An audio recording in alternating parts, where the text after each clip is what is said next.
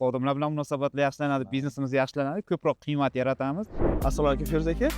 Mana fikr tekshiruvda siz bilan uchrashdik. Biz sizga ilm izlab shunaqa joylarga kelamiz.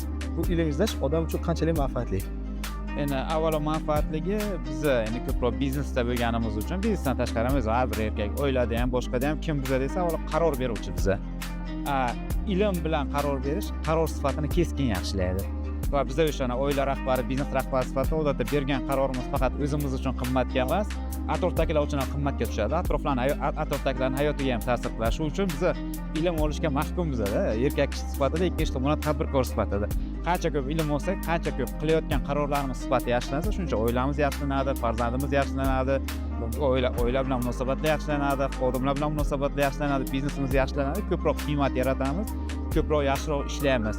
Ikkinchi tomondan mana masalan deylik, sport bilan shug'ullanamiz, nima uchun? Tana sog'lom bo'lishi uchun.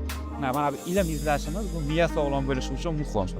Keyin mana bunaqa fikr yetakchilariga o'xshagan narsalarni yana bitta muhim tomoni borki, miya kategoriyalar bo'yicha ishlaydi-da.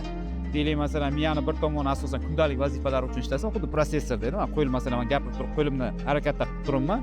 Shunchaki prosessor boshqarib turibman, uni o'ylaganim ham yo'q. Ikkinchi qismi bu mantiq, bu kreativnost, bu o'ylash, fikrlash, mulohaza, mana bu narsalar miya noodatiy muhitga tushganda, sayohat qilganda, kitob o'qiganda, kino ko'rganda noodatiy, kundalik tashvishlardan chiqqanda ishlaydi-da. Va rivojlanib boradi. Mana bunaqa sayohatlar birga ilm izlab harakat qilishlarimiz bular o'sha miyani nostandart muhitga tushirgan evaziga bizda umumiy qarashlar, nimalar yaxshilanib boradi. Miyaning ikkinchi qismi bu tomondan ham juda foydali. Tushunarli.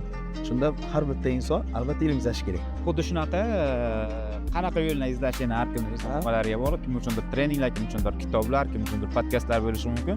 Lekin muhimi ilm izlash. Bu bundoq qarasa bizni ham erkak sifatida ham tadbirkor sifatida ham o'sish bog'langan inson sifatida vazifamiz deb bilaman. Rahmat Feruza aka. Sizga ham rahmat. Sog' bo'ling.